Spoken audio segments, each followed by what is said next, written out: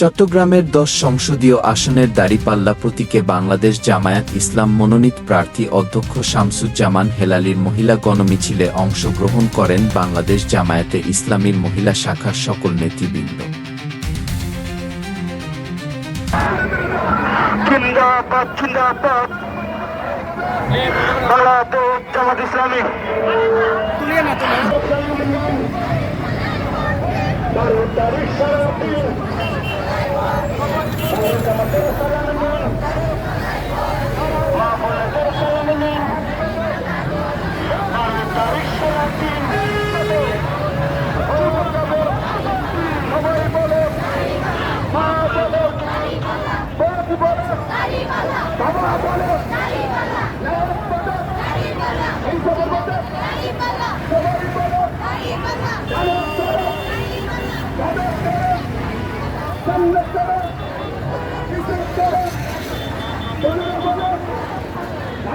এতে হাজার হাজার মহিলা অংশগ্রহণ করেন।